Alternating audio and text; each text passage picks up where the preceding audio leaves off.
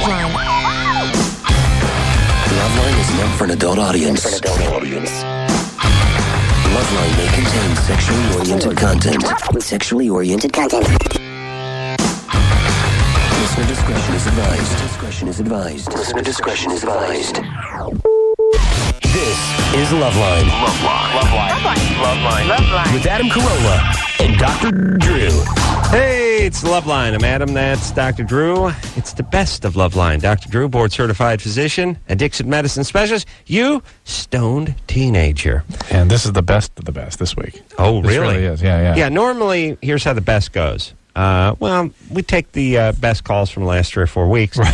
Anderson Replay. cobbles them together, a little scotch tape and some mucus, and that's the show. But this, we dug deep. We went deep into the archives, 5 years deep into the archives. What we like Anderson was up until 5 in the morning, not working on this, but that was just a coincidence. He was masturbating in the middle of the night. masturbating and crying. That was that was Saturday. Then Monday he was up till about 10:30 working on this, but up 5 before. Yeah, so what a show we got. We got Matthew McConaughey on the show. He's talking about weed. Yeah, and beating off. We got Laura Prepon and Mila Kunis in here from that 70s show. We got Jane's Addiction, Perry Farrell. We got Foo Fighters in here. Dave Joshua Grohl. Jackson. What's that? Dave Grohl from Foo Fighters. Dave Grohl, yeah, from the Foo Fighters. Oh, it's a hell of a show. All right, so let's get started. Without further ado, Matthew McConaughey. Yeah, it is Loveline. I'm Adam Carolla. That is Dr. Drew. Phone number 1-800-LOVE-191. Matthew McConaughey is our guest tonight. Hey, Matthew, seriously, I don't know what you can do. I'm sure you're... He wants to be in a movie.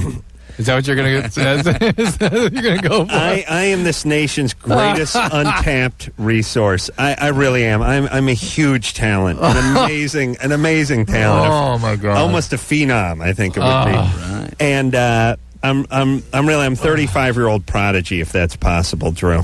And I really have something to say. Man, Matthew, when you produce and direct your next film, Yes. yeah, you'll think of him. Here's what I'm saying. What are you saying? I'm saying I'm going to be on the big screen. I'm going to be making an impact. And what I'm saying to you is I'm giving you a tip on a stock. Right. I'm letting you get in it. I'm saying because I like you, I'm going to let you get in early. Just between you and me. I'll get you in on the ground floor now. Okay, man. That's where the smart money's going. All right. That being said, let's go on to the call. Because I know how all this works. You have friends. They're in the industry. All you got to do is, tap someone on the shoulder. Did you produced his film?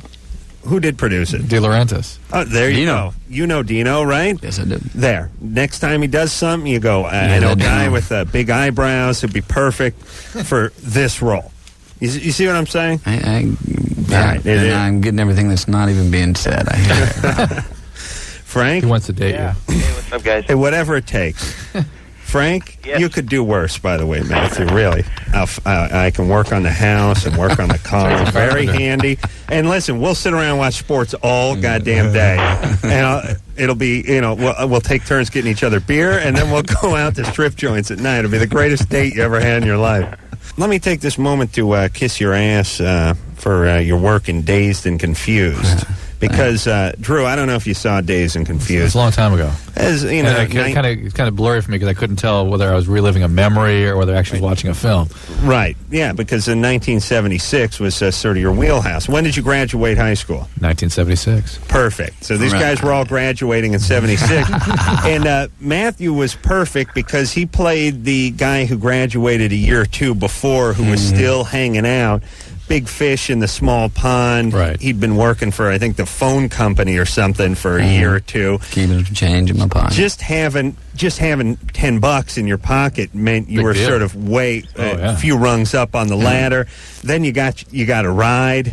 You got your own wheels, and all you got to do is slide down a couple of years. It's a pretty crucial couple of years. I mean, from 25 to 23 is no big deal, but if you're talking about people that are still in high school and you're a couple of years older, you are king of that hill. The people he hung out with when he was a senior. Right, and he was just. I was watching that movie. I'd never seen you before. I wasn't familiar with your work, but I just said that guy. That is perfect, perfect.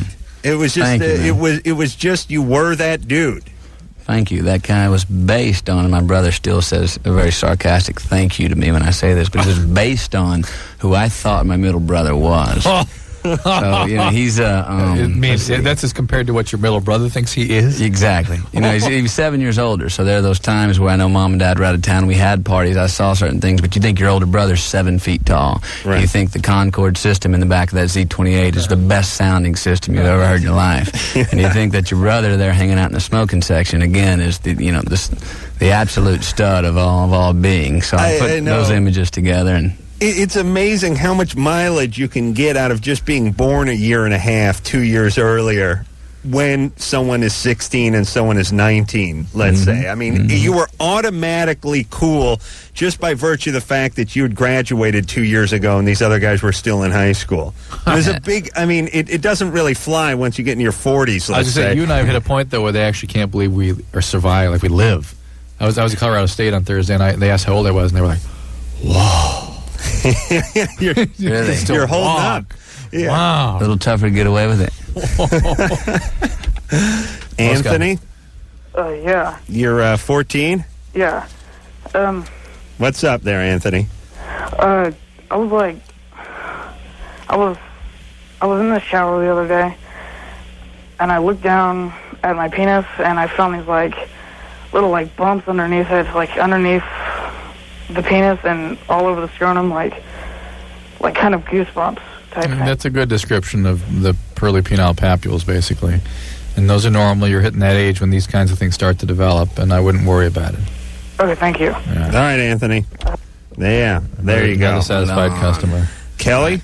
Yeah. You're 19. What's up? Oh, boy. All right, well, to make a long story short, I've been dating this guy for almost 2 years, and about a week ago, we were coming home from school, and he got pulled over, and he deals drugs, kind of key to this situation, and he got pulled over, and they found a pound of marijuana in his car. Yeah. And my question is... Speeding ticket?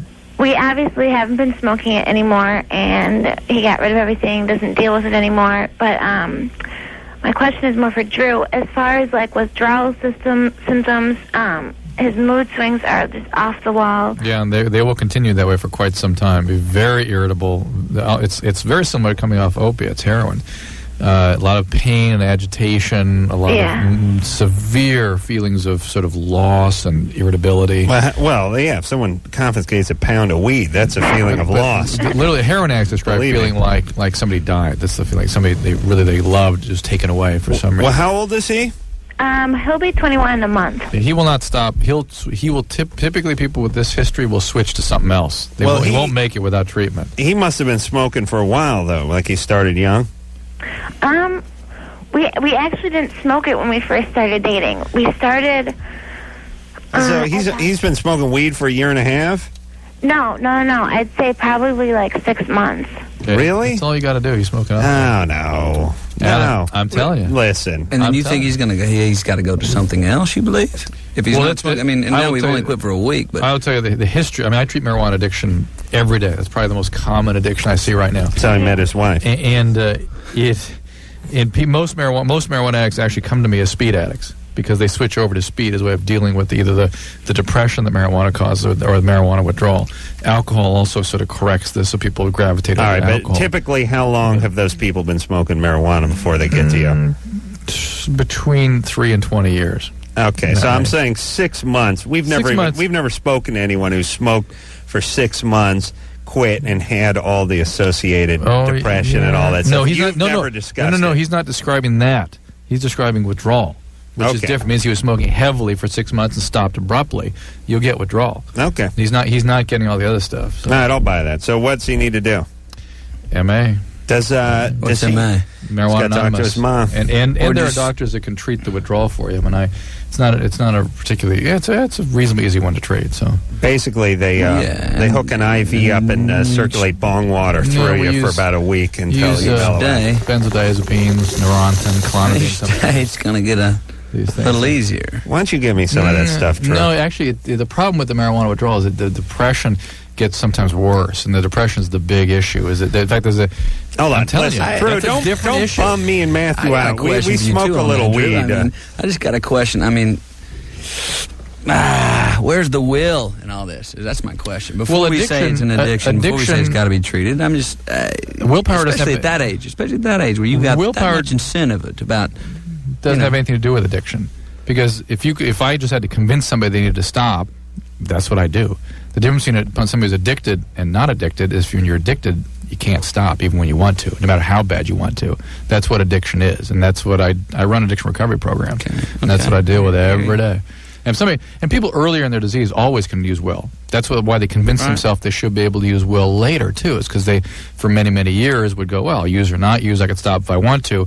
But when the addiction really is entrenched, when you truly are an addict, that's when you can no longer use will. Would you say addiction, one definition would be when it's choosing you and you're not choosing it? Yeah, but the problem is, though, I'd say that's severe addiction. The problem is that addiction can go from an incipient phase to a severe phase, and I can predict who's going to have the problem with the inability to use their willpower. It's a sort of predictable course with people. All right, you're bumming my high. I'm sorry. I got stoned off my ass last night. Nice hat. I'm wearing my pot hat. Terry? Hello? You're 20. Yeah, I have a question. Yeah. I'm taking orthotricycline. Right. Pill, and I took it I was drinking on Friday night, and then I took my pill like when I usually take it, except because I was drinking and I had too much to drink, I threw up.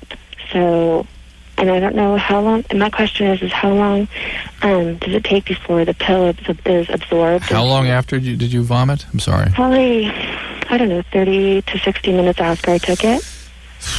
Probably a big difference between 30 and 60 minutes. 30 minutes, it's not absorbed. 60, it might have been. Really? Okay. All Yeah. right. Did you see the pill?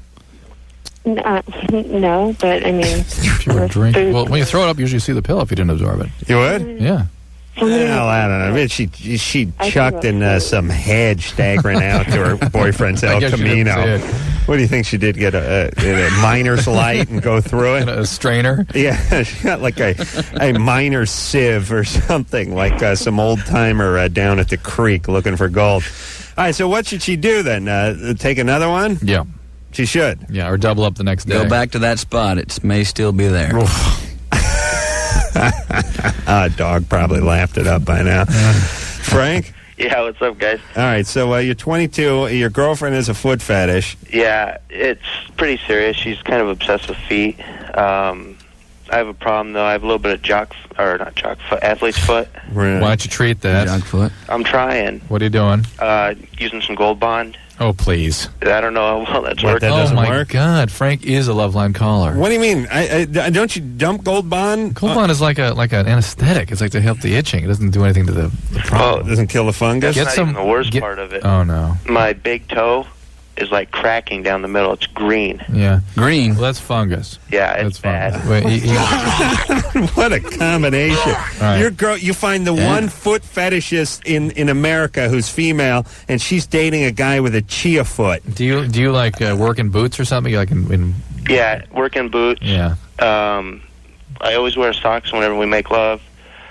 Let her go down and suck my toes one time in the dark, of course. Did she throw up? Oh, my no, God. All right, here's what you do. You get some Lotrimin AF. Lotrimin You put AF. that on at night. In the morning, after you take your shower, take a handheld hairdryer and dry it in between your toes off till it is bone dry. Okay. And try to change your socks regularly, and don't leave your feet for long periods of time in those shoes. What do you do? You play the role of a cowboy in an all-nude review? And Or keep those lights off till then you get Yeah, the it was bad. I think a piece of nail broke off in her mouth. what do you do? Oh, Jesus Christ. It's like he's a leper. What a combo. One time she did I this. can't help it, though. What do you do for Yeah, a you living? can. I just told you how to help it. What do you And do there- with there those are- boots? There are medicines to clear up the toenail, too, if it's really a problem, because at your age, it should be able to be treated. What do you do with those boots? Unless you're diabetic. Hey, Keep them in the garage. no, but what do you do for a living, goofball? What do I do for a living? Yeah. I'm unemployed. You're unemployed? Yeah. Why do you wear the boots all Why do you got to Uh-huh. put boots on if you're unemployed? Well, I Jeez. do miscellaneous jobs, you know. Yeah, I understand. Get But Do some them in thongs, Harachis, man. okay? put some sandals on. Thongs, get some air between Yeah, the toes. you gotta air it out, everyone. That's for that fungus. It's unlike it's the reason you don't get fungus on the hood of your car, but you get fungus underneath your house, right? I mean, Right. in like damp, It's dark and moist, damp, dark yeah. places. That's where it grows. Right? Same theory, right? It likes wet. Yes. Thank you, Michael. Hey, what's up? You're 15. Yeah. U571. I can't wait to see that movie. All right. Good answer. So what's up, Michael? It happens to be like a couple days ago I started masturbating. All right. And I got this like extremely sharp pain in the back of my head. As you masturbated? Yeah. Was there... As I masturbated and like at the end. Was there any neck stiffness with this? Was it your mom hitting you with a rolled up newspaper? Rolling pin. No. Any neck stiffness with this? What? Did your neck get stiff? No. Did it go away right away? No, it took about like an hour and a half. Did you feel confused or change your vision? I was extremely dizzy and All right. It is important that you see a doctor about this, okay? Okay. There can be migraines, but there also can be bleeding into the brain, something called aneurysms. And usually that's described as sort of like a lightning bolt, like the worst headache of one's life, often associated with neck stiffness. But the weakness and confusion and dizziness, that kind of stuff, that is a sign that you must talk to your doctor like immediately. If it happens again, talk right away. Otherwise, see him or her tomorrow. Okay? Probably God punishing him for masturbating. No, would you say? no, it's just one of those things. Don't do this one. Let this kid sleep tonight. So, Michael, talk to your doctor tomorrow about it, okay? Oh, wait, can I make a shout out? Yeah. Hey, Michael, you should make a shout out to a brain surgeon because you may have hemorrhaging. Like, what can be like the bad things about it? Like, what could happen to me? A lot of things. I don't want to freak you out, but you got to promise me you'll talk to your doctor, okay? All right. Does he have to tell him he was beaten off? No. Just tell him he has a terrible headache associated with dizziness. Well, shouldn't he tell him? This is your first time you just started this? Well, he said it was his first time, right? Michael? Yeah. This was your first time? Yeah. Yeah. But like, it wasn't like extremely dizziness. It was just a little bit when I started walking. That's fine. You just got to talk to the doctor about it, right? You've got to. It's important because. No, we've had this call before. Well, the last one we had was a guy who said he was the worst headache of his life, and he had neck stiffness, and I mean that is an aneurysm, and that guy sent to the emergency room right then. Yeah, this maybe nothing. There can be headaches after this kind of thing, but the quality, any vision change, any mental status change, any balance change, all that. I mean, this is where the balance centers are, and so if he's dizzy and his headache back there, that's a concern. So. All right. Matthew, how old were you when you started at yourself? It was 15. 15. Yeah, got one of those new shower heads, that's got the jig, jig, jig, jig, jig, jig. Nice. Soap popped up. They'd be in the right spot. I went, well, that's a nice spot. And I kind of hung out there for a minute. Adam had a toothbrush. I had an electric toothbrush. It wasn't even mine. It was my buddy's. It's like, hey, you beaten off? I'm like, no. Here, put this on your penis. You'll be beaten off. I said, all right. Man. We had a thing where Mom wouldn't let us lock the doors, either to the bedroom or the bathroom. That's a rule. Oh, Mom. What is she thinking? She was. I think I'm going to have a special room set aside. Wow. With like special padlocks and hoses and drains in the middle of the room. I'm going to have a place called the Monkey Cage. Yeah, big drain in the center of the floor, hose bib on the side. Yeah, absolutely. Guatemalan guy in big rubber waders coming in and hosing the place down. And then a VCR or something. Just waterproof VCR, one of those yellow VCRs with laminated porn everywhere. We're going to take a little break and we'll be back.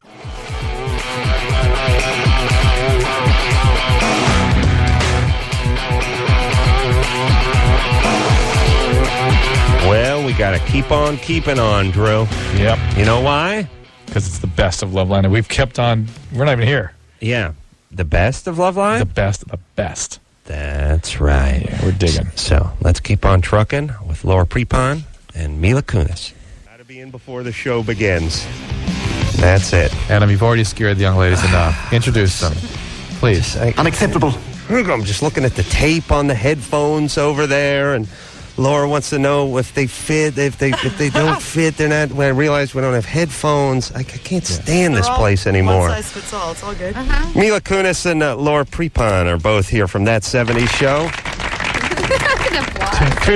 Tuesdays, Fox, 8 o'clock, 5th season, into syndication now.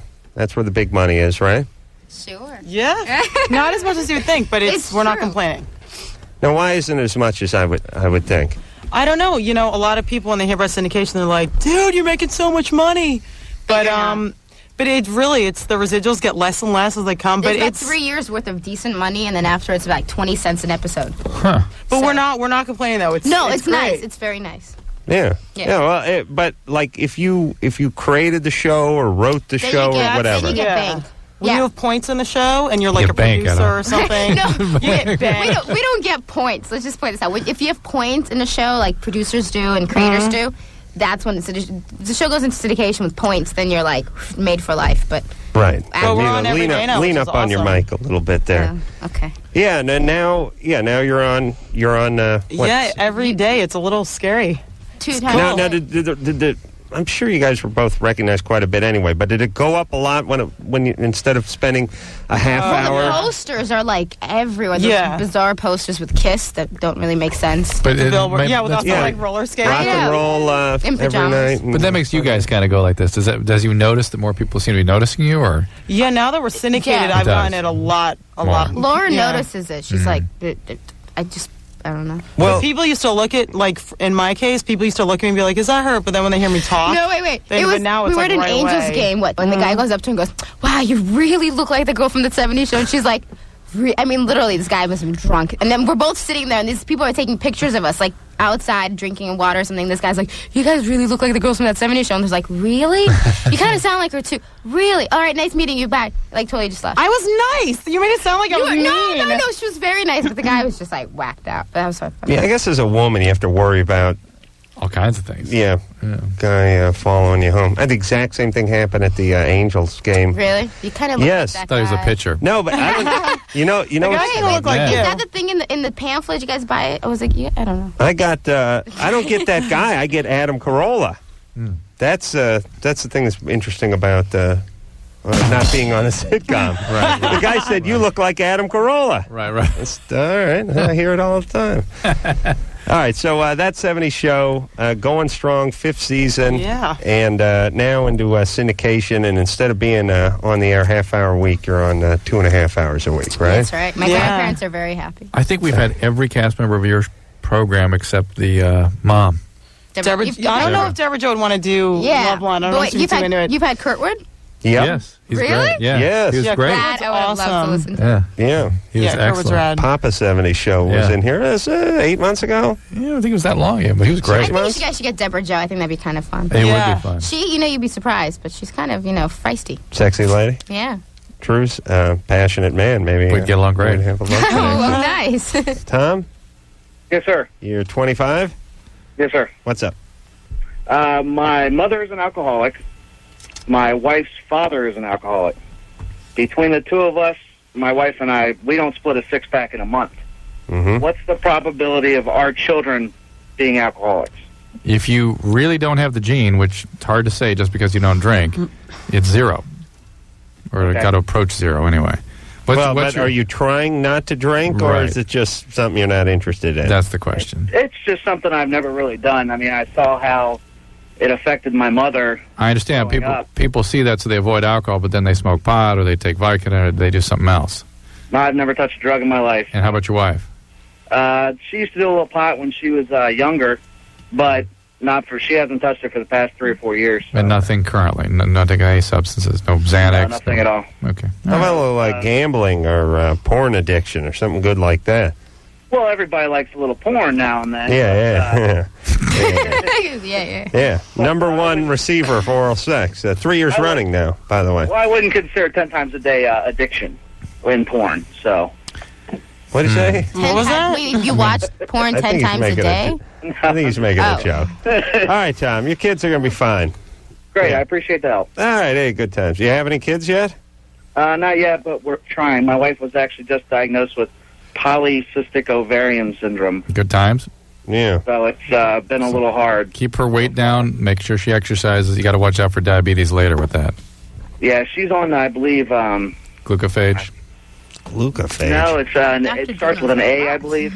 Not what? Oh, wait a second. I'll put him on hold. I can't... She's on what? Tom? She's on what? Yeah, it starts with an A, I believe. Avandia? No, it's something... All right. Whatever. Jesus Christ. I think I need the dictionary now. Who cares what she's on? She's on something. That's the important thing. Oh, I'm going to raise my kids in a giant habit trail. Like, you know what I'm going to do? If I have kids, I'm going to convince them that they have one of those diseases where they can't be in contact with the outside world. Bubble. Yeah. The boy in the bubble. Bubble boy. Like John Travolta. Yeah. And I'm going to raise them in a giant habit trail. And they'll have one of those balls. They They can roll around like a hamster, in. but they can breathe through it. And no, of course. Filter the air. It'll make them so much better in life. They'll be great. No STDs. No, they'll be so safe. No and pure. fights. No. And I'd say they commit suicide by 14. But No, they can't. I won't. they'll find a way. They'll plug a little hole in the no ball. shoelaces. something into the bubble nothing. And they like pop the bubble and then use the bubble as like a little They'll wrap roll around the their head. bubble out into the freeway or over a cliff or something. What are you talking about? Put a tether on it and a stake in the lawn, like corkscrew stake in the lawn. It only has about 30 feet of rope on it, so they can't get too far. You mean like if lightning hits the corkscrew? I'm going to make it out of a alloy that doesn't transmit No, they have an electric electricity. fence and a collar, and every time they go out, they get electric. They get a shock. Fence. Whatever it is, the kid will be fine. It can work. He'll be fine. Kid'll All be right. fine. Yeah. Take care of that kid. All right. Clayton, you're 21. Hey, how you doing, Adam? How you doing, Drew? Hey. Good. Hey, I wanted to ask the girls a question. What were your experiences with getting into acting, and what would you recommend for me? For Clayton. You've been keeping track of his career, of I course. thought we were going to help kids with sexual problems. What? Maybe he can have sex with the casting director. Yeah, that can work. Go have sex with like a big producer. No, I'm kidding. Ferdinand, get the hell out of Bakersfield, Clayton, right? Yeah, where are you from? Bakersfield, California. Moved to Los Angeles. No. Do we need Clayton running around here? Really? Is that what we need? Him bringing us our iced tea? No. Here's Stay my in advice. Bakersfield. No, wait, here. Seriously, though, keep studying acting. That's my advice. Wow. Study it, and then sooner or later it'll happen. Are you studying acting, Clayton? To an extent, it's just right now I'm stuck in a body shop job. I just can't get out of that crap. Mm-hmm. I don't know, I'm trying to make a future for myself, but there's just no openings up, What do you mean make a future? I don't know, man. I've been poor my whole life, and it's kind of like I just want to get out of this crap, dude. Maybe you could play Adam in the Adam Carolla story. Yeah. So are you acting because you love acting, or are you acting because you think you'll make a lot of money and that's the only reason why you do it? No, it's... Because it's a lot harder than just that. You can't, because you won't probably end up making money when you start. You probably end up being in debt when you start. Oh, I understand that completely. I've actually helped on 2 sets that were actually out here in Bakersfield, which is kind of funny, and then I've seen the hard work that goes into it. Mm-hmm. And what are you doing at the body shop? Right now I'm doing prep sanding and masking, and then clean up after they come out of the paint booth. Mm-hmm. Nice. Yeah. You do a little wet sand action on actually, that's the buffer's job. And I put the catalyst from the Bondo on my face once. The hardener? Yeah, the hardener. 9% benzoyl peroxide. Dude, that stuff is hot, man. Yeah, it's good. Works on zits. Oh, yeah. It burns a hole in your face. Well, gets rid of the zit. There you go. Hey, Clayton, listen. Start doing whatever you can do. Go down to see about the theater, the local theater, the classes, But do all it that because you stuff. want to. Because it's fun. Yeah, don't do it to make money. I mean, there's a lot of competition. You just have to love doing it because it can, And stick with it. I mean, it'll be hard. I mean, just take some classes. Right. Don't move to L.A., though. Oh, understandable. All right, buddy. I don't want anyone else. Good times. Good times. You too, brother. All right. Yeah, you do it because you love it. That's right. That's why you do what you do, Adam. No. Listen, I really made a conscious decision. Carpentry sucked, and I didn't make any money. And I used to listen to morning radio when I was swinging a hammer. I'd be listening to Mark and Brian or Rick Dees or something. I'd be like, how much are these homos getting paid? Are you kidding me? Are you kidding me? These retards are getting $2 million a year, and I'm getting $25,000 a year. Oh, I got to do this. These guys are horrible. Yeah. Now look at me. Not making that much money. Yeah. Yeah. But if you combine my 8 jobs, I'm still getting paid almost as much as Mark or Brian. Oh. Can you believe that? All right, let's talk to Tiffany, who's 18. Tiffany? Yeah. Hi, What's up? guys. I just had a few questions and comments about that 70s show. All right. Okay. Okay. First, I wanted to ask Laura if Topher is a good kisser. Oh, my God. Sure, yeah. Well, we kiss so much. Mila's over here cracking up. We kiss so much now on the show. Whatever. We kiss so much on the show that now it's just not even, we're just oh, we have to make out in the scene. All right, let's go. It's not even, because we're such good friends that it's just not even a big deal. Oh, that's cool. So we don't really think I wanna talk to Topher this now. is a good kisser or this isn't a good kisser. We just kind of We literally make out every week, so it's not even a big deal. You use your tongues? No, he tries to slip it in every once in a while. See what I'm saying? No, I'm just joking. But we're very professional, and we're like best friends, so it's not even a big deal. Oh, does he have a girlfriend? What do you think, Mila? She killed her. Laura killed her. Yeah, in a jealous rage. Does he ever? No, I don't think he does have a girlfriend right now. Does he ever get an erection when he's making out?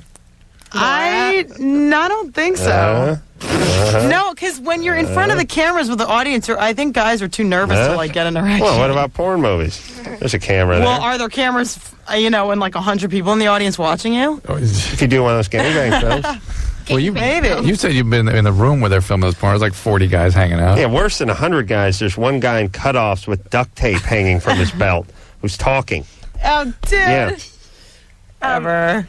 All right, Tiffany. Yeah.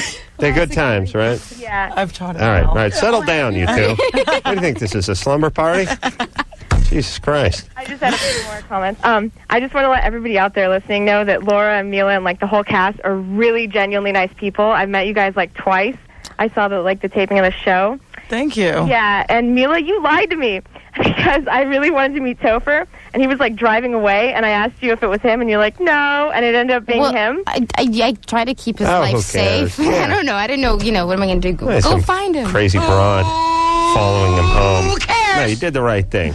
I don't know. I apologize for lying to you. We have met most of the cast, and they are really nice people, right? Fun and nice. Thanks. Think about it. Thank you. Yeah. Well, We if met just about anyone starts everybody. getting a big head, we all just They just we're like, punch that's him. not going to happen, and that's not going to fly. So we're all really keep each other in check, and that's why we still are really close. Well, I think it's because everybody started off really young and kind of Yeah, we didn't really know anything about the business. Man, I don't know, though. They're starting off young and doing it, and, you've had success for 4 or 5 years now. You could be a-holes by now. No, because when everybody starts by now, but we're not yet, Yeah. I'd like to think. That's the point. Yeah. It's a compliment he's giving you. Yeah, thank you. Thanks. You should be a-holes. That's what I'm saying. Thank you. I apologize for not being an asshole. Drew, what keeps you grounded? Just your wretched self-esteem? Very wretched self-esteem. Horrible family system? Domineering mother? And my insanely busy schedule. Life.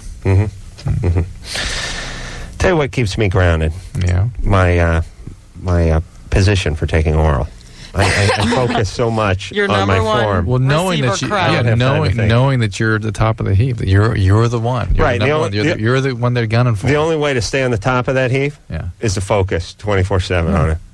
Robert? Yeah. You're 20. Yeah, what's up? What's up? Well, it's like this, man. My girl's been out of town for 5 days, and getting a little hot and horny, you know what I mean? Go masturbate. Yeah. Oh, yeah. Yeah. So, started experimenting with some different stuff and came across a bottle of her cocoa butter oil, and it seems to have burnt the hell out of the tip of my wang. Good times. So I was wondering, what I could do for that. Yeah. You know what she may have done? My old lady did that. She put a little drop of acid in all the creams in the house, including the dishwasher. Is this true? Yeah. My mom did this too. She knew masturbating all the time? Yeah, but that's how my dad died, because she did it to the butter. Oh, accidentally. Oh, God. Yeah. She didn't think you actually might eat the butter. She found the cube in the room once, and it was still warm. Can't the guy put aloe vera lotion on it? Won't that help some him? banana boat or something? Is it burning? It's not burning. It just feels kind of weird.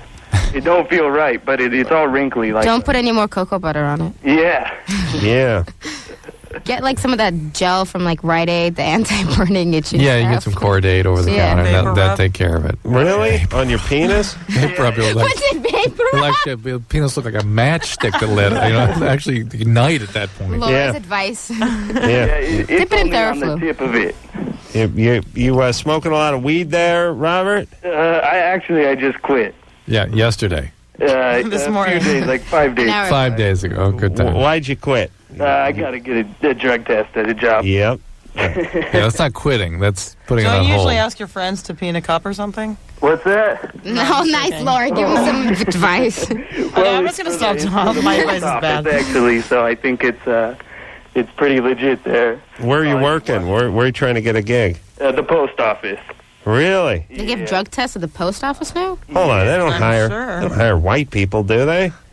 What's that? Las Vegas. Oh, in Vegas? Yeah, in Vegas. I've never seen a white guy behind the counter at the post office, unless it's that sort of just crazy, balding, red-haired guy with the pork chop sideburns, loner guy, super skinny and freaky with the beady eyes. Is that what you look like? Not now, but about 20 years of working at the post office, that's what it's going to look like. Nice. Good advice. Here's what the post office says. Morbidly obese black folk, and then crazy skinny Ichabod Crane Irish guy with the pork chops and the bald head. Now you're going to get starting phone calls from people from the post office. That's not what I look like. Oh, is that what a black person sounds like? Oh, my God. That wasn't an Irishman. That was an Irishman. Wow, true. My goodness, I'm insulted. Me too. I'm shocked at the insensitivity displayed by these young ladies. Yeah, I guess. Please. Guess that's what. I was standing up for the post office. That's what Mila thinks of all black. Oh my God! Post office, so whatever. Yeah. I love the post office. Goodness. No. Marianne? So Mila gets injections in her eyeball regularly. I do steroid injections. In your eyeball? Yeah, she can show you where they inject. Yeah, the white stuff. It got better because you didn't see it when it was. Look, Is this not what we're talking about? This is a month. I'm taking the heat off you, Mila. Every day at work for like a week. Yeah? Into the eyeball there. Wait a minute. It's got. Yeah. This is like a month into it. You get it done like I have to get next one's November 11th. How does it? That must feel off with the needle just going in. You know what? It's psychologically disturbing. It's not so much like it's painful. It's more like you're looking this way, so this eye sees the needle going in. I mean, they put so much numbing cream on it that's not the essential. It's a pressure pain, not a pinching pain. But it's just watching the needle. I mean, listen, if anybody has a problem with anything like medically, just go get it checked out because that's where I learned. Oh, it's just not good to let it dry. When we were on the road in Syracuse, I gave Drew a shot in his eyeball. Did Remember you? that? Drew likes a little jizz humor. Yeah. Remember that? Yeah, well, I'll never forget it. Yeah, I told you. I said, leave the glasses on. I like the old doctor thing. He's like, please. Yep. I wanted to leave one because I love seeing you enjoy, the reception. Would you guys like to see my form one more time? Yeah, sure. I claim that I'm the #1 receiver of oral sex in terms of form, that my decorum, my etiquette could not be beat. But doesn't the girl need to know that you're enjoying it if you just lay there like whatever? She's probably like, what the hell? I have... you need to like show something. Like, I do, hey, I do. that feels good. Or At the end, to show Make a something. noise. That's where I got the shot. See, At the end, he lets out a little girl like, okay. No, that's it. it's all in what's produced. Right, right. All right, you ready? We're ready. Here's my form. Action. Well, it seems to get better and better every Does that mean time. it's good? Wait a minute. You promised you would not show that. Wait a minute. Not bad, face. right? Barely move. Nice. I don't do a lot of distracting, like, yeah. I'm not a head grabber, No. not into You don't that. punch them in the head. No, Yeah, you don't want to do the head grabber. That's not good. cool. no, women don't like that. We got to show something. No, the it's fact that you demeaning. Like it. No, it's demeaning. Women find it demeaning. That's right. Nice sound effect. That's right. Every once in a while, when I think you've lost a little enthusiasm, I throw in, oh yeah. That just keeps going. That was just so sincere. Let me tell you, doesn't that sound was too convincing, great. Adam. You see Adam going, oh, yeah. Yeah, meanwhile, he's No, like watching the football game. He's like, oh yeah. And Like, wait, the Angels are on, honey. Turn on. Wouldn't be the football game. once in a while, Watching a porno. I toss in a... But he would be holding the remote like that. Yes, exactly. yes, all right. The good times. We'll be right back after this. Well, we're back with the folks from That 70s Show, namely Laura Prepon and Mila Kunis. Mila talks about her eyeball injections in this show, remember? Yeah. Yeah. Although we could have already heard that. Do you think I'm we just already saying, heard that? I'm remembering. Oh, yeah. Just remembering what that was yeah. like when she talked about her eyeball. Yeah. Getting a shot in her eyeball. She's one of our dear friends. Dear friend. And coming up a little bit later, we got a little Jane's Addiction on the show. But right now, the cast of the 70s Show. Derek? Yeah. You're 16? Yeah, I'm 16. What's up? I just want to say that you guys are both, I wish everybody in the world was as logical as you two, because then the world would be almost perfect. But anyway... Almost, but not quite. Logical, I think you said. Yeah, this came out like law school. Just about. I mean, there's still a few idiots out there. But anyway, my problem is right after I masturbate, like for an hour or two, like any thought of sexual anything sexual with a girl just disgusts me, and it just grosses me out, and I don't know what the deal is. Disgusts him? Yeah. Maybe because you're tired afterwards and you don't want to have to deal with it. I don't know. It's like eating. You But he's 16 though. But shouldn't you be turned? I mean, unless he's interested in the opposite sex. Yeah, but if he's 16, shouldn't he, when he's done, be like turned on right again 5 minutes later? It seems like it. That's what I thought. Yeah. Are you disgusted with everyone else or disgusted with yourself? Disgusted. Like, I can't think of anything sexual at all with a girl, like myself. But And then you sort of disgust yourself with the ideas of it. Yeah, kind of. You know what you've mentioned that feeling before. How I disgust myself. Yeah. It's sort of a guilt. Not for an hour. After he receives. After he's done. so professionally. He's the number one receiver. Yeah, you guys want to see my Yeah, there it is. Nice, huh? Yeah, very. No trouble for me. Not at all. That's right, like a corpse. Steady as a rock. You cut a diamond on my forehead. I wouldn't move. Hey, Derek? It's about the other working part. All right. No. Couldn't poke a hole in a loaf of bread. Hey, Derek. Yeah. Yeah, who cares? You're fine. You don't care. You don't like chicks for an hour? Good. You just beat off again. Then that hour comes up and you're ready to beat off again, right? There you go. Well, kind of. Is there nothing psychological? No, you're fine. Well, listen, if you're vomiting and beating yourself with a slipper or something, that's one thing. Or if you have ambivalent feelings toward women sexually, maybe you're thinking about guys or something. That's all. If you're molested or something, is there anything we need to know about? No, there's I was molested when I was younger, but that's it. Wait a minute. Except for that, I'm wondering. Bogus? Yeah. No, seriously, it's not. Who molested you? My mom. When I remember when I was about 7 or 8, getting my first. Perfectly normal, perfectly healthy. Your mom did what? What did she do? I went in. After I had my first erection, I went in there. I didn't know what was going on, because I was scared. Because I didn't know. I thought something was wrong with me, like most little kids do. And I went in there and asked her what was wrong, and she freaking felt it, and it was like, I didn't know any better, I was little. What did she do? She just felt it, and I didn't know any better. Well, touching, that's sort of, I agree, a boundary violation, but she just touched it and went out. Well, listen, my buddy Chris took a towel and he wound it like a rat's tail and he snapped his brother Ricky in the nuts with it, and his mom had to rub cream on it. And he whacked it. Snapped it right on the sack. The kid was 6. He was screaming, running around the house. It was great. It was great. We were like 13. But the point is his mom touched, him. It wasn't. But she touched him or sex. Yeah, she had to have known what it was going on, and it wasn't like... Derek, I got a sense that there was already some disgust in you about sexual organs and girls and mom and stuff like that. Those feelings were already kind of flying around. There's suspect. no way I would have sex now. Wait. Now, hold on a second. Now, what's wrong with this, Derek? Quiet down, Drew. With his dad? Would you quiet down and let me speak for a second? Something's wrong with this kid's brain. I don't know if this is bogus. I don't know if he just misinterpreted this. I don't know if there's more that his mom did and he's not letting on. So let me question him for a second. Derek. Yeah. What did your mother do besides touch it? I went in there. I had been in bed and I had popped an erection, and I went in there and I said, I was like, well, what's wrong with this? What is there something wrong with me? And she goes, let me see. And I pulled down my drawers and she felt it.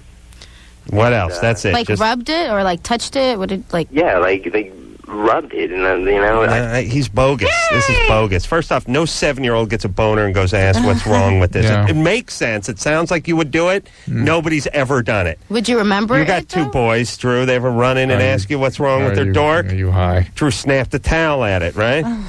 No, they don't do that. And then he won't come clean with it. She touched it. She touched it. She touched it. Scared. You better come up with. You were scared. You didn't know what was going on. Really?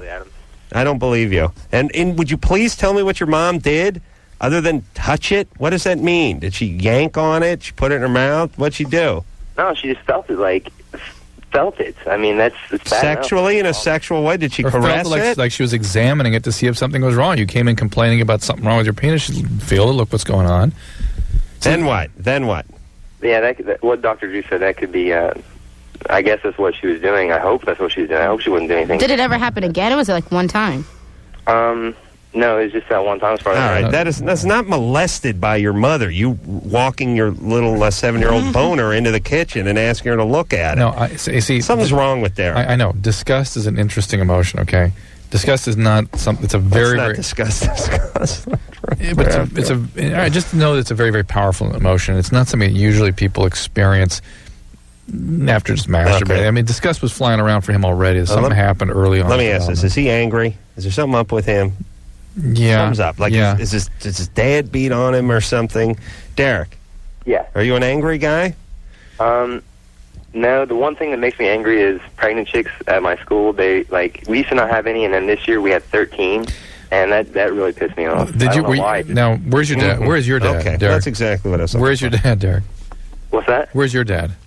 My dad lives with me. We have a good family life. He does. And you weren't adopted or anything yourself? No. Dad never beat on you or anything? No. No, this is a subtler thing. This is between him and All Mom right. early. There's something weird. Something weird. You have strange feelings toward women, Derek. Yes, that's you're right. You're gonna be one of these weirdo guys if you don't be too careful. So just relax, would you? Stop with the impulse, and beat off. Give yourself 2 hours before you're done being disgusted next time. Would you? You ought to be ashamed of yourself. Mila and Laura both here from That 70s Show Tuesday nights, Fox. 8 o'clock. We'll take a quick break. We'll be right back.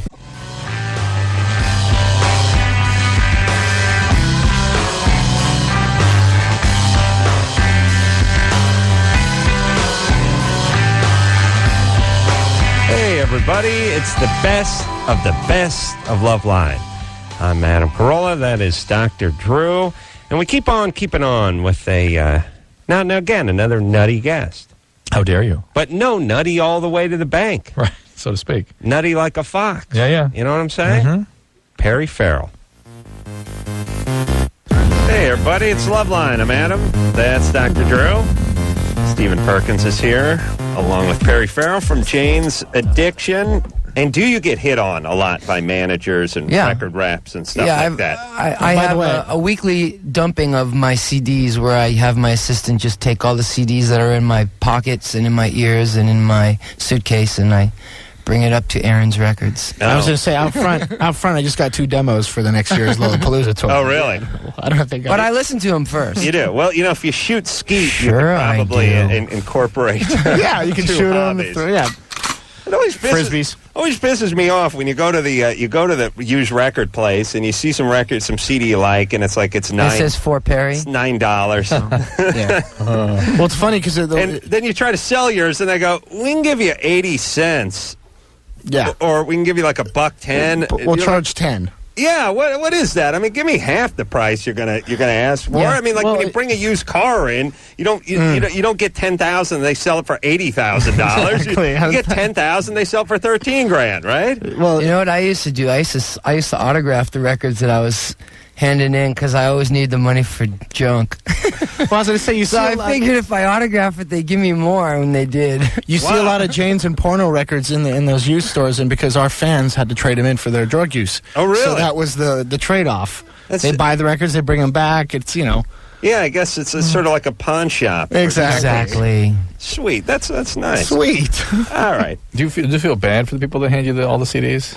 No. And as a matter of fact, to reiterate, there's some groups out there that I couldn't fit on the bill. No, but I'm sure people give you CDs out on the street, probably. I mean, Well, they do. Yeah, I mean, you feel like a responsibility to listen to them. No, because you feel because bad I was for them. I mean, I don't feel bad for them because I was once a kid doing the exact same thing, and I would mail, CDs to Iggy Pop, and I never heard from him, and I still love him, of course. But because you got to figure. You have to take your time, and you have to take your place, and there's a long line. So you'd encourage them to keep doing that. Heck yeah. Hand stuff out. Even though you're going to use them as Frisbees and ski. Well, sometimes you do. Yeah, you hold on to 1 or 2 that you like, and you keep, Here's the deal. There it is. The deal is this. I do listen to them. I'll throw it on there just because I am interested to see what, a cat will sound like. However, there's so many things that a person needs to do to build themselves into this business, amongst other things like getting a great management in place and paying your dues in clubs and playing for a number of years so people know who you are, recognize you, and it can spread, message about, hey, you got to check them out. So just trying to, kind of jump the fence. You gotta love a kid for trying. Got it. Well, you gotta love a kid for trying. Got it. Yeah. Got it. Yeah. All right. Let's take some calls. By the way, Strays is the name of the new CD. Speaking of giving away all the CDs, I don't see it in here. We supposed to have one? Absolutely not. We're not giving No. Not to us. You do that one where you do the saw notch in it, so you couldn't possibly sell it. But you know what I'm talking about? Yeah. The weird notchy That thing? saw. The Yeah. saw Tina? Hi. You're 18? Yeah. What's up? Hi. I just ended my period, and I feel something like hard inside of me, and I'm not sure if it's my tampon because I don't remember. And I tried to take it out, and it really, really hurts. And I'm gonna go to the gynecologist tomorrow. Good. I couldn't today, but I was wondering if I can get it stuck inside of me, and I cannot feel the string at all. Well, believe it or not, a bunch of guys sitting around the table here, but the reality is that happens all the time. Really? And doctors have to fish stuff out very commonly. It's not a big deal. But I'm more curious about the part where she doesn't know. She can't remember if it's in there. You think you could keep track of that? Think about yourself. If I had something up my ass, I'd know when Not it was your in ass, there. if you had to keep track of something. I don't have a vagina. Some hygiene you were dealing with. What do you I mean? once had a crack pipe up my ass, and I forgot about it. Really? Yes. And I'll vouch for So don't feel too bad, honey. Yeah. And that's a true story. I think I hit off that. But Tina, there are a couple of things. One is if you tonight get a fever or rash, go to emergency room immediately because this kind of thing can predispose to toxic shock syndrome. Yeah. Number one. Number two, there is kind of a technique for trying to get this out if you guys are prepared for that. I'd like to hear it. I was picturing Perry farting and killing someone with a hash pipe screen. I'll vouch for that. But it was crack pipe. It was a crack Pardon pipe. me. Pardon it was me. shards of glass. What are you talking about? All right. They That's fire it right. out. Very dangerous. But let's hear how to get this out. Yeah. Compressed Tina, air, I'm guessing. if you squat down and then sort of reach in with your push down and sort of reach in with your hand, with 2 fingers if you can do that. Sometimes you can kind of scoop out of there. Okay. Okay. Give that a shot, and if don't do anything. If it hurts, lay back. Just don't get going in tomorrow. Can you Either see? case. Can you see? You can't even if. No. I had a carbuncle dangerously close to where Perry stashed his crack pipe, and I couldn't see it. You can't really see it. But Yeah, I can't see it. But I did this thing where I put my feet up on this glass mirror, this wardrobe mirror, and then I bounced the flashlight off the glass and into my ass. And I could see it perfectly. It's how they got light into the pyramids. Then he got a robotic arm and started doing surgery on it. It worked. But the point is can't a woman use my same flashlight and mirror technique? No. Nothing? No. Can't see up It's there? too far. Yeah. Don't try. All right. Yeah. Good luck. Good luck, Tina. Good luck. You want to know what I thought was a cute piano could actually work for people like Tina is that the tampon string gets lost or breaks off or gets caught up. Kind of more the string's like cotton; it can get You moist. had a brilliant idea for this. You've got a new. I have novelty things that you hang off the string. Like one of my Animal was a tails. rat tail. Yeah. You know what I mean? If it totally freak a guy out raccoon completely. tail. Cat tail. Just bizarre, just a decorative like lamp things. I mean, just How about like a rabbit's- fortune cookie thing? A rabbit's foot? So people can read while they're down there. or different like maybe Some people can't Tassels. read and drive at the same time. Tassels. graduation Great. tassel. Perhaps if you have a charity like AIDS or something like that, you hang their breast cancer, you hang the appropriate ribbon color off there. Ooh. Pay us, yes, for the Jewish girls. Yeah, this would be great. This is not bad. Adam, this is the best idea you ever had. Comes in a gift pack with the rat's tail and the payas and all that stuff, and then you just clip it on to your existing thing. It sets you apart. Women are always looking for a sense of style, individuality.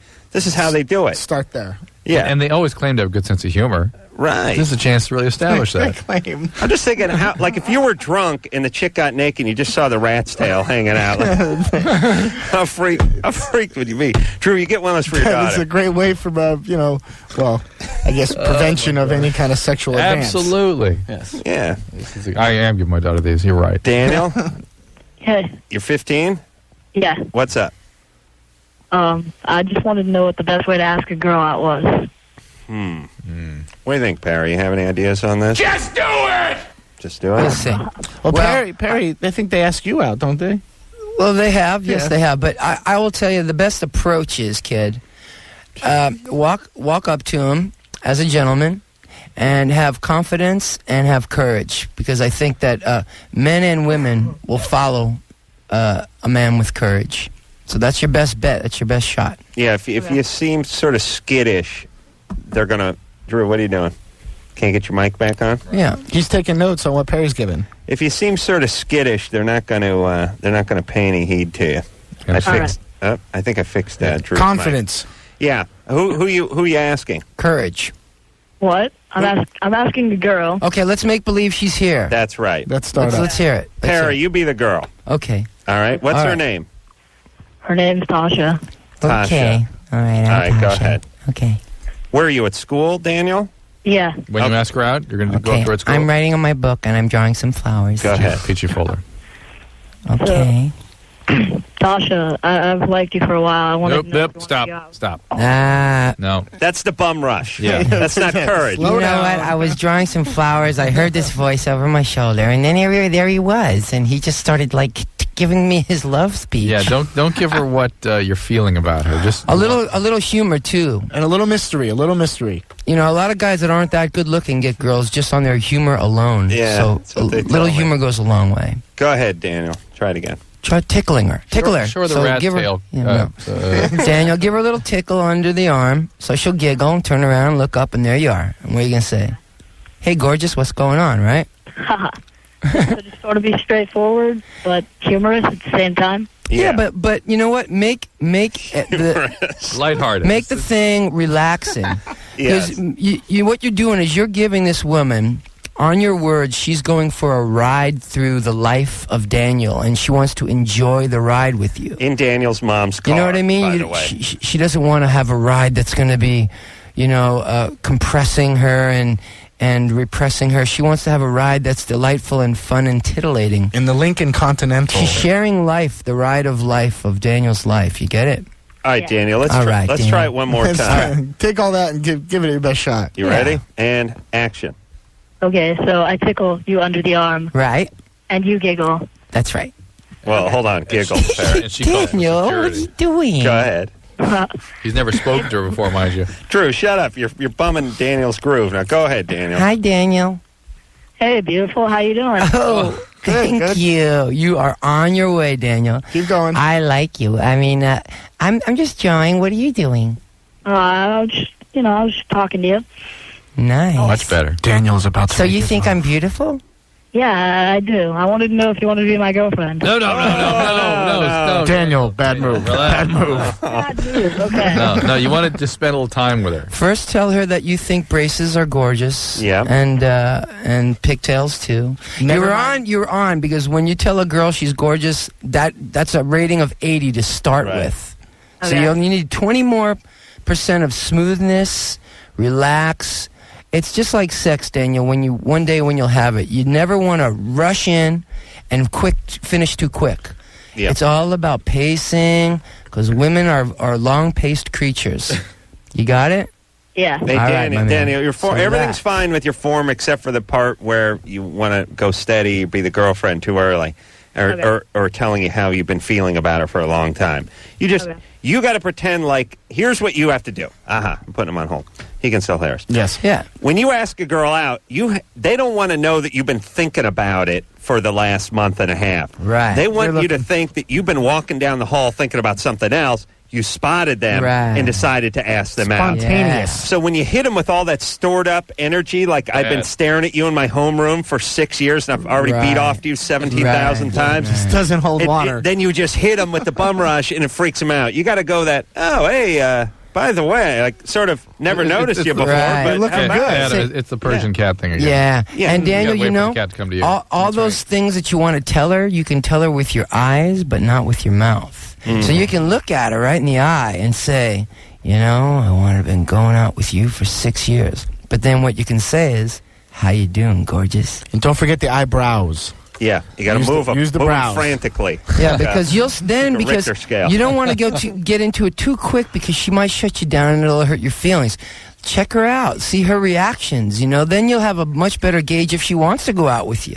No. Yeah. There we go. Good luck with you and Daniel and Tasha. Brandy. I like what I used to do in high school is I would, whenever you bend over, your sunglasses fall out of your chest pocket there? Of course. I would just put a huge sack of cocaine in $100 bills with a tied up in a twist tie, and I would just bend over and just have that stuff fall out. The high school days? Yeah. Yeah, that's what I do. That was good. Brandy? Oh, they love. Well, this is the 80s, Brandy? Brandy, you're 19. What's up? Yeah, I had a question about sex. Sex? All right, this is the place. That's right. Okay, well, I have a boyfriend, and recently we've been trying a new position. Well, actually, I've only slept with them once, but in the night I slept with them. We tried a new position, and I got on top of them. Mm-hmm. And every time I, straddled them, I was straddling them, but every time I, stroked them and went down, it was like I felt a popping. Mm-hmm. You broke his penis. That was his penis popping? Yes. No, because we tried another position after, and it still worked, so it wasn't broke.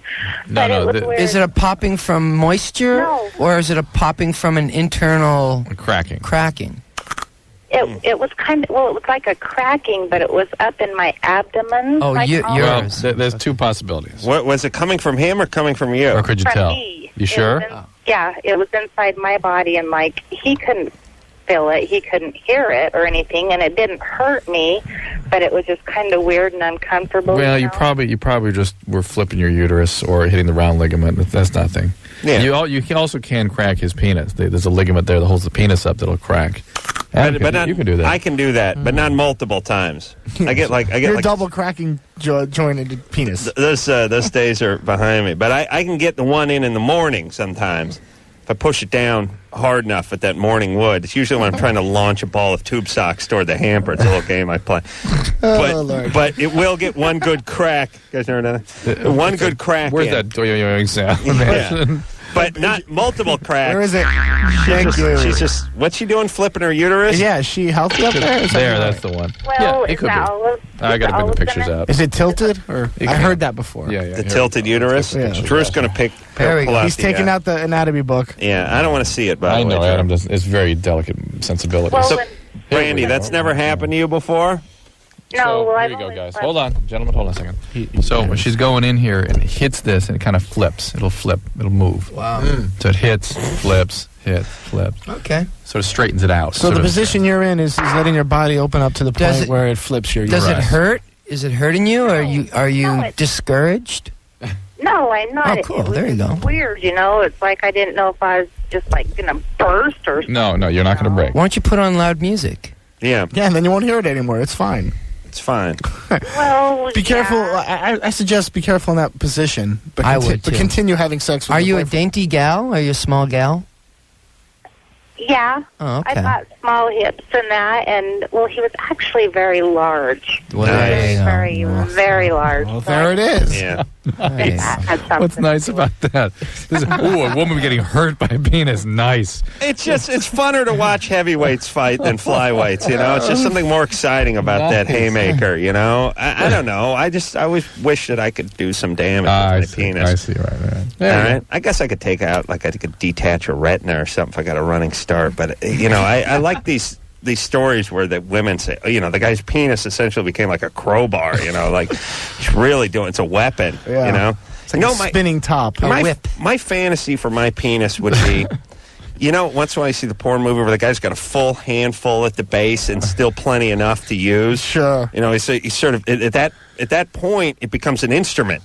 You know what I mean? As opposed to sort of obscuring it with your hand, where you really can grab onto it and sort of aim it. Few of us have a weapon in our hands. Yeah. There was a time in the early days with me and Perry when we just wore towels for about a year, as the whole band, and we always got to notice or check if we were, like you said, holding and crowbarring and double jointed and so all you that. got a pretty good We got to know idea. each other. Yeah. Yeah, a lot of people think this is gay, but I could definitely recognize my best friends by their penis. I mean, if they stuck them through a hole in the piece of plywood and lined them all up, like they did for you during many encounters. True. How dare you? I could go run around and put names to each penis, and I think I'd get them right. Yeah. Nice. Yeah. Would you post Drew it goes underneath by or hang taste. it? How dare you? Yeah, I would hang it on the erect penis. I think we'd just use Velcro and put it over the penis. Okay. But we could possibly hang it on the penis. It is time for the next question. Not gay. Not gay, right? We got to take a break. He's gay. No, that's super straight. Yeah, ultra straight. But ultra straight comes around the other side, becomes gay eventually. So comfortable with my heterosexuality that I could actually blow a guy. Announce that. Yeah. Blow a guy and swallow. That's how comfortable I am. That's good. All right, Jane's Addiction in studio tonight. We'll take a quick break. We'll be right back.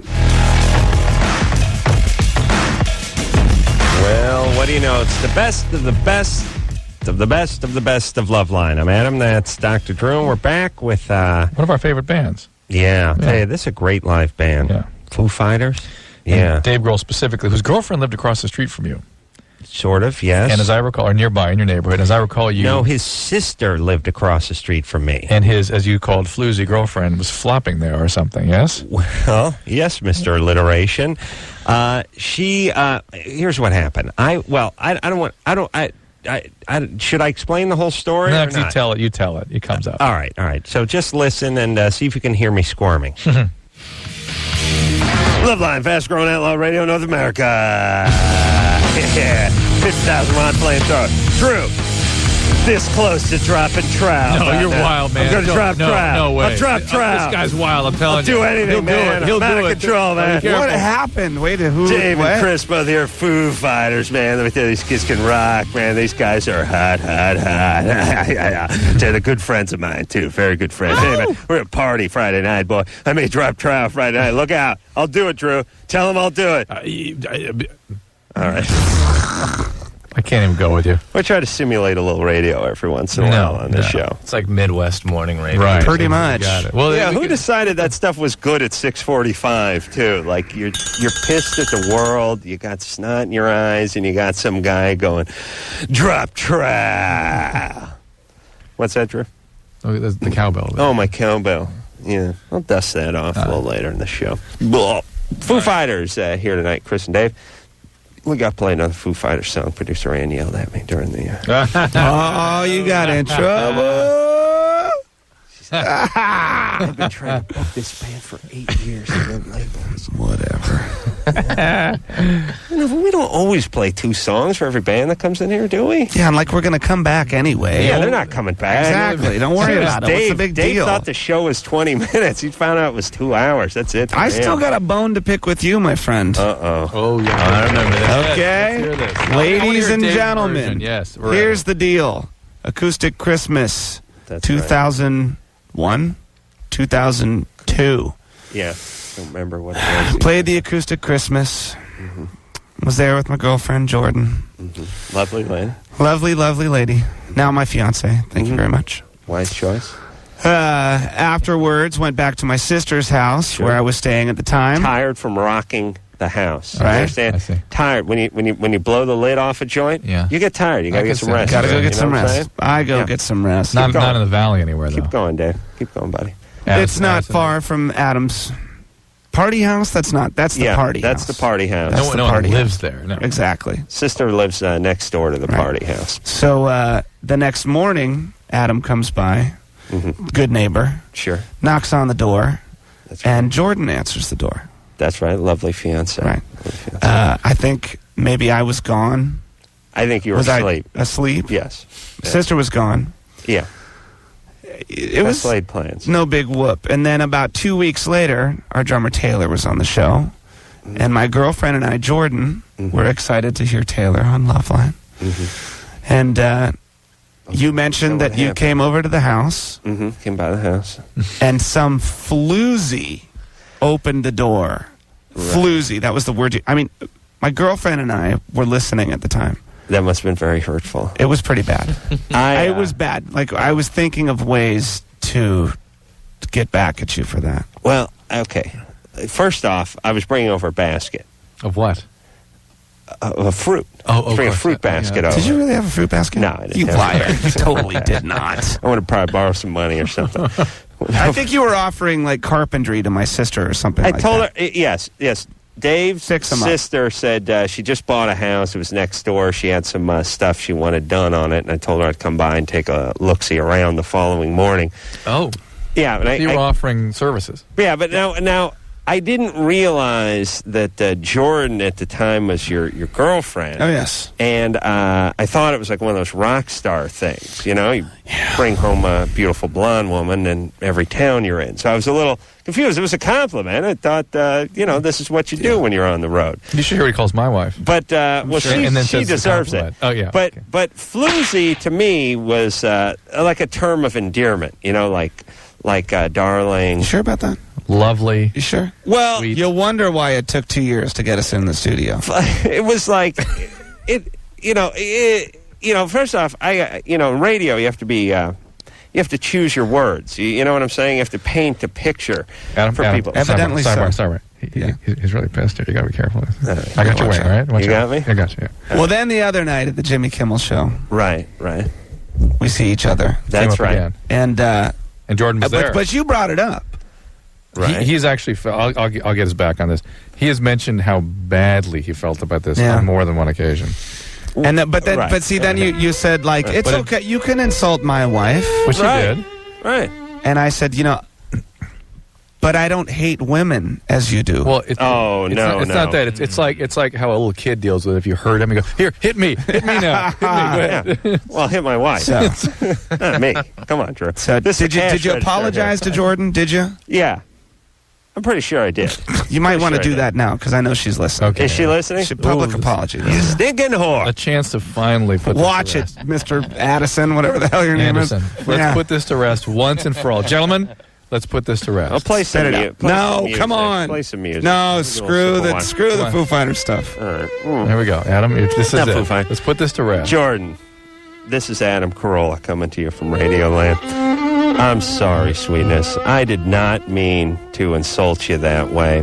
And if it came across as offensive or insulting, and I feel bad that this has to be done on Passover, But I truly do apologize. You wanted to save it for Yom Kippur. I'll see you at the concert Friday night.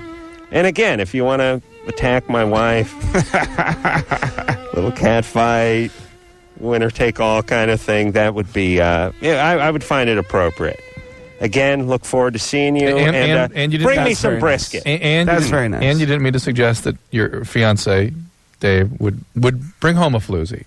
No, even if it weren't somebody that he knew, you wouldn't ever imply that he would be the kind of person that would do that. This is all just a horrible misunderstanding. Horrible. And it was you being flippant with Taylor here and just goofing around. I'm just screwing around with Taylor. He's like a young rock and roll kid. I was trying to speak in language he could understand. Also, I was heading over there to give a carpentry assessment of your sister's house. That was very nice. Some credit there. But you can still do that, I can't. I'm scared to go over there, though. No, Where is your sister? Water under the bridge. She home? She is, but she's got a 9-to-5 job, so you got to get we'll talk, because I'll go over there, give the place a good eyeball, and maybe throw an estimate her way. All right. So that's all behind us now. That's the good That was news. very sweet. Thank you. Thank you. No, thank you, Dave. No, but really, thanks a lot. Adam, you go your head. Okay. Is this Maeve? Yeah. You're 30? Uh-huh. What's up? Is Maeve short for something? No, that's it, Maeve. All right, Maeve. What's up? Two questions, two-part question. One is, what do you guys really think about going down a woman? And two, being in between relationships right now, and, of course, being at my sexual peak, going without orgasms during the week, that's not really an option. So I masturbate all the time. Yeah. And so what I'm curious about for the doctor is that if I'm that active, would my sensitivity need something more intense than a man can offer, later on? Are you using a vibrator? Sometimes, yeah. So are you using something that could desensitize you? Well, that's what I'm curious about. Are you using something that could desensitize you? You're not using like a meat tenderizer or anything. Are you noticing a lack Maybe of... I should try that next. I don't know. Are you noticing that you're becoming desensitized? Well, I don't know, but it's intense. It's good. Are you but noticing? It's more intense than a man. Maeve is nuts. Yeah. You're a little nutty, right? I don't think I'm nutty. I don't know. Yeah? I think you are. Yeah. So you're between relationships right now? Uh-huh. Why is that? Because I just got out of a really long-term relationship. All right. And you're not are you dating now? No, not yet. Not ready. Not ready? Uh-uh. Okay. You're fat. Drew, please. That's not a crazy plan. Okay. Wait a little time. All right. All right, but listen, you're fine. It's not like you're going to use up all your orgasms or desensitize yourself. But you can always bring these techniques in with your boyfriend, right? I suppose I could. Yeah, there you go. All right. And so what do you guys... Seems a little salty to me. What do you guys really think about going down, though? It's great. Nothing wrong with it. She say salty? Yeah. Are you lesbian? No, not lesbian. Well, you're asking what a guy... Yeah, I want to know, because the taste doesn't seem terribly appealing to me. Well, listen, you're not going down there because you're hungry. You're going down there because you want a blowjob. I mean, because it feels good for the lady. Whatever. We all have our different motivations. All right, so... Listen, it's fine. We don't have to... Look, guys put stuff in their mouths all the time that don't exactly taste good. You know, cigars and certain... cheeses and ports and things. Yeah, there's stuff... cheeses and ports. Let me explain something. When you get older, you start putting stuff in your mouth that doesn't taste good, but it is good. You know what I mean? The cigar doesn't taste good. Cigarettes don't taste good. But it's so bad it's good. Yeah, there's certain liquors that aren't so great. Malt liquor doesn't taste great. Cognac, everything tastes like hell. But you learn to enjoy. You learn to appreciate it. Cheeses and ports. Sounds like a new dog food. Oh my! Yeah. Cheeses and ports. Jesus. Maeve was nuts. So, all right, let's keep moving forward here. I don't want to. Is Rosa wants to ask? Just take it. Rosa. Hi, Adam. Hi. Hi. I saw the show tonight, and you said something about the raft girl, the raft box. Yeah, the Dawson's Creek thing. Yeah, and I heard you talking about it on the radio like a while ago, and yes. I wanted to know like how much of the show, how much of what you said did you write? Well, we didn't really write anything, but we made up a lot of it along the way. Whatever they would tolerate. Oh, they would tolerate most of it. No, but I mean, we were constantly trying to get off the script, and they go down on certain things, and you go back. Remember? Yeah, but not much. They seemed kind of happy. They were pretty open to Adam moving around. Yeah. Okay. Well, most of the stuff. The stuff you liked, I did, and the stuff you didn't like, they wrote. That's right. All right? All right, thank you. All right. Real fast. Derek? Yeah. You're 19? Yeah. What's up? A friend of mine, this is embarrassing for him. He was wearing tight jeans. I live in Alaska, by the way. He was wearing really tight jeans and a frostbit at the end of his dork. Nice. And he wants me to ask you guys what would be the effects of that, because it's like he says it's numb, and whenever he gets it up, it hurts and stuff. Oh my goodness! It could be a chronic problem of pain with erections and difficulty having orgasm. And what happens if your toe gets frostbitten and you got to cut it off? Right? Yeah, he probably sloughed a little bit of the tip there. I'm sure. Really? Yeah, but the real problem is you damage the nerves, and the nerves can then become oversensitive and How does he painful. know he had frostbite on his penis? Big black spot there on the tip. He said it was discolored and he has no feeling in it anymore. Did he go to the doctor? No. And that's from wearing tight pants in the snow? Is that the deal? In Alaska. He had tight jeans on and it was really, really cold one day, and he just, I don't know, it was just too close to the edge of the jeans and froze his dork to his jeans. Oh, really? Like licking a flagpole? There you go. Oh, by the way, I wanted to say to the Foo Fighters, you guys freaking rock. See, only on Loveline do you get compliments after. Oh, hearing by them. the way. Yeah. Enough of the dork Are you frostbite. going to Alaska anytime? Well, not if our dicks are going to get frozen to our tight jeans. Yeah, and these guys wear nothing but tight jeans. I'm sure you're smarter than my friend, though. Yeah, we'll make it up there soon. Okay, cool. All right, Derek. All right, later. Good times. I don't know if he was really concerned about his friend or the Foo Fighters. All right, we'll take a little break. Foo Fighters here. We'll be right back after this. Well, that was uncomfortable. Thank holy Christ that's over. And he got a little mad. He got a little heated, too, if you recall. Yeah. Passionate man, Dave Grohl. Oh, yes. All right. And also coming up, we have Joshua Jackson. And, Joshua Jackson. We were in North Carolina. That's right. We were doing Dawson's Creek. You were pissed. Well, you know why? Because of the time difference, we're having to do the show till 3 a.m. Yeah. And then we're having these early 8:30 calls in which we did nothing for the first 2 hours, and I was cranky. Right. So we broadcast 3 a.m. And what I want you all to remember is that after this particular broadcast that night with Joshua, who actually was directing us on the movie, on the show, did a good job. Adam had a 6 a.m. pickup who didn't show up. Oh, that one. Oh, yeah. Yeah. Another one. Yeah, it was awesome. Then I called the cab. Then the cab showed up when the person showed up late, and I had to pay the cab driver because we call a cab at 5:30 in the morning. The guy shows up. What are you going to do? You got to give him $20, right? Yeah. All right. Oh, Drew, don't take me back to that place. So, please, everyone, from the best of the best of the best of Loveline, enjoy a little Joshua Jackson. Hey, everybody, it's Loveline. I'm Adam. That's Dr. Drew out here in North Carolina. It's the Dawson Creek week. Josh Jackson is our guest tonight of Dawson's Creek, and he moved from in front of the camera to behind the camera, actually next to the camera for his directorial debut this week with us, and we were tickled pink. We had a delightful time with Josh. And then we went to work. Total pro. So, mazel tov, as you say in Canada. Here's Alexis, 17. Alexis? Hey. Also from the Pacific Northwest. Excellent. Where are you from, Alexis? Portland, Oregon. Portland? Yeah. A beautiful city. The Bridge City, isn't that what they call Portland? What? The Bridge City? Because all the bridges in and out? Sorry, I'll let that go. Anyway. Sure, why not? I just wanted to say that I was, like, really obsessed with you in 8th grade. And with me? Season 3 was, like, really awesome. And I watched pretty hardcore with some of my friends. But I think that's a thank you, but then I'm guessing that that's something to follow. Yeah, I don't know. I got a life and stopped watching the show, but yeah, I was about to say I knew there was a punchline in here somewhere. Got a life. All right. Well, let me thank you 3 years ago, self. No, the show was really awesome. If I still had time, I'd watch it, but you know. Well, now Josh is creating the show. Exactly, and it's brilliant. That's right. Sweet.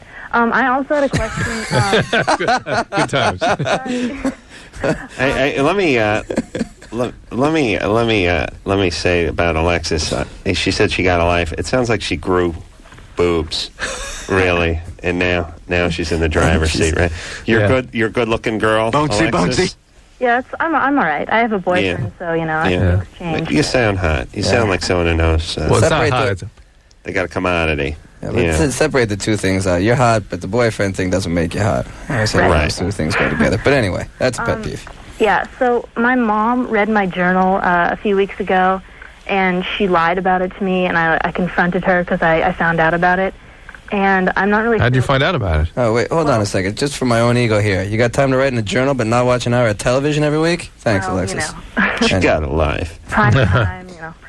Okay, so how did you catch her? Well, I kind of figured she was doing it, so there's like a clasp on it, so I set it up so, like in a way that I would remember it.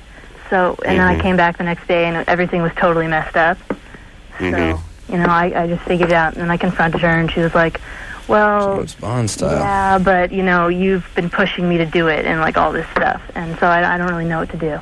Well, what was in the journal? Anything incriminating? Pretty much everything that I've ever done with my boyfriend, who I've been going out with for like a year and a half. So that's everything. And what is that impulse? Dear Diary, not enamored with Josh Jackson anymore. Got a life. Got life. No longer watch His Dawson's name is Brian. Right. My fall from grace has been a hard one. Hey, how open is your relationship with your mom? Well, not very. Now I guess it's a little bit more open, but only because she forced it to be. Is your dad not around? No, he's around all the time. I have a way better relationship with him than my mom. Yeah. Alexis. Alexis sounds like a little bit of a ball buster. Yeah. Have you been told that before? Not really, no. Yeah. Well, I'm telling you now. Other people have been too scared to tell you, but exactly. She's a little bit of a ball buster because if you think about it, well, first the whole I got a life thing at the beginning of the call, and then secondly, I went and confronted mom. Most people would say they would get on the defensive. I'm in the doghouse. Oh Christ, mom read my entry when I went to the prom and whatever. So you sound almost like you have some anger toward your mom. I mean, not only aggressive from this, but just in general. Mm-hmm. Would you say that's accurate? Well, I don't know. Maybe. This is kind of the thing that really set me off, though. I was just so ridiculously pissed that I had to tell her because I couldn't really just let her get away with that. But I haven't had many. But it had been boiling up Couldn't before let your that. This was the straw that broke the camel's back. but right? that whole line of reasoning, I couldn't let my mother get away with something. That's not typical 17-year-old thinking. I should send you to my mom's house for a week. We could fix all this. What was the worst thing that you think she may have read in there? Definitely, there were like various entries about like sex and stuff, and like drug usage, and just basically everything. Right. And by the way, I don't think any of us are condoning what your mom did. I think your sort of written private expressions to yourself should be kept private, but she's trying to do the parenting job. You have been sort of out of control, it sounds like. She can't seem to set limits with you. You're setting limits with her. There's sort of a role reversal of some type going on here. Well, here's the point. And first off, see, women, they're not smart enough for this stuff. But a guy, if he found out that mom was reading the diary, would have done some damage control. Across the street today. Yeah, I love my mom. Found Jesus on the way to school. Exactly. Realized that I had some indiscretions in the past, but that's behind me now that I have the relationship with Jesus Christ. And then the third one would say, F you, Mom, in big letters. But I got the real sense that she kind of wanted Mom to see this stuff. Yeah. Set it up, booby-trapped it, let it happen, let her read All right. But here's the thing. There's some energy between you and Mom. It's sort of a push in the sense that she invaded your privacy. On the other hand, you did some drugs and had some sex. So let's just call this one even. And it sounds like you almost, at this stage, you're 17, you're a senior in high school, right? Junior, actually. You're what? You're a junior. Yeah. Nah, that's a little different. And you're not planning on going off to college anytime soon, I guess. Well, I mean, in a year, but I guess it's not that soon. How about you do this with your mom? How about you say, look, you found some stuff in there you weren't too happy about, and I'll give you that. I wasn't too happy about you invading my privacy. I'll make you a deal. How about I'll stop doing that stuff you didn't like. You stop reading my diary, and let's try to get along for another year and a half before I go to college. Mm-hmm. All right? Yeah, just to clear it up, though, the like drug thing is like weed 3 times. So it's not out of control or anything. All right. Your mom's a little intrusive, but ultimately, she doesn't have it in for you. Right. I mean, I think this is the message that needs to be sent to a lot of these kids, that the parent is trying to protect their kid. Yep. And maybe this isn't the best way to go about it, but it's sort of... That's all she could do. They're worried, yeah. So that's the way she showed it. Christy, 19. Yeah. Oh, that Alexa sounds like a bitch. God damn. Christy. Hello. Yeah, what's going on? Yeah, my boyfriend just had appendicitis, and he had to get his appendix taken out. Mm-hmm. And he says now that, like, he can't get horny. Well, when was he in surgery? Yesterday? No, it was like a month or 2 ago. 2 months ago? Yeah, and I don't know if he's lying to me or... Is he still on medication? No. No meds. But he has been smoking a lot of weed lately. Well, that'll cut it out. I mean, that'll knock his sex drive way down. And he was hot and horny before the appendicitis? Yeah. Doesn't make sense. There's nothing about the appendicitis at 2 months that should be really bugging him. I mean, it could go for 6 weeks or so, I suppose. But 2 months seems... Was it complicated? Was he in the hospital for a long time? Did he rupture his appendix? No, he was in the hospital for like 3 days.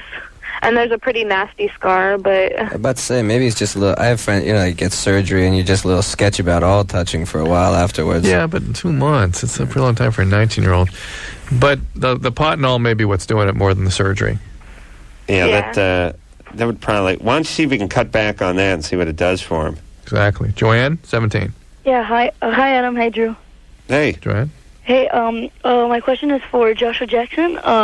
Well, first I want to say that, I've seen him in a lot of his movies and everything, and I just wanted to say that Pacey, his role for Pacey fits perfectly. And my question, well, I actually have 2 questions. My first one is, what kept you on the show for so long? A contract. Paycheck. Yeah. A job. It's a job. You're contracted for generally 6 to 7 years. So I'm here honoring the contract. So you wouldn't really do it if it wasn't for the contract? No. When I got this job, I was 18 years old, unemployed, and broke. So he put me in that situation again and tell me that 6 years later I'd be here. I would absolutely jump at this opportunity. I'm just saying that the reason I've stuck with it for so long is because the contract is what it is, and you honor the show. And you honor the fact that I signed a piece of paper that said I would be here for this long.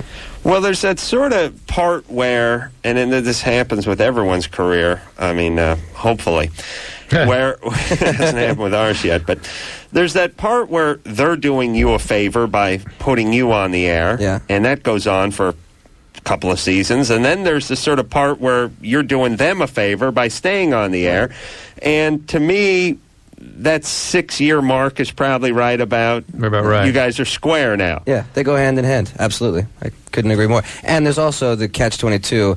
I think a lot of people get into it. This show, when it first came out, was a pretty big sensation, and Katie was on the cover of Rolling Stone and blah, blah, blah. And people forget really quickly that the Catch-22 is, they're only talking, the only reason that the interest is there is because of the show. So when people want to leave and jump off and go and do other things, I think they're really forgetting what it is that got them there in the first place. Right. So that's why I'm still here. This is Chris, 18. Yeah. I was wondering, I just listened to that chick who was mad because her mom read her diary. Yeah. Mm-hmm. And I was just, I don't get what girls' obsession with keeping a diary is. Do you have any clue? It's really, it's like a criminal videotaping his crimes. It's retarded. Yeah, I don't think any guy gets this. We need a female in the audience to explain this. Well, if you're going to write a book one day, I mean, if you're Anne Frank or something, if you're just smoking weed in Portland and banging your teenage boyfriend, no need to document that. We've got a pretty good idea that's what you're up to. I mean, if you're trapped on some desert island or you're running from the Nazis, keep a diary by all means. I mean, the world needs to share this experience. But you're just sort of sitting home. Here's a guy's diary. We just close our eyes and start beating off, thinking about someone we nailed in high school. Close your eyes. I close one eye. Okay. The other one I keep on my penis. I don't trust it. I don't want it to hop in my mouth like it did one time. Yeah. Oh, yeah. Oh, yes. It did it one. Well, see, where was that today in the improv? Yeah. Where was that? I don't know. Sorry, I didn't give the proper leading question. You got my B material. We're hearing some static. Let's take a commercial break. You guys have a Twitter. A B in there? All right. Yeah, No. Let's do that. Josh Jackson here from Dawson's Creek, and we'll be right back after this. This has been Loveline. Loveline.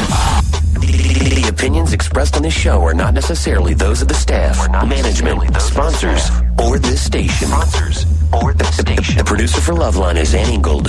Loveline is a presentation of Westwood One Entertainment.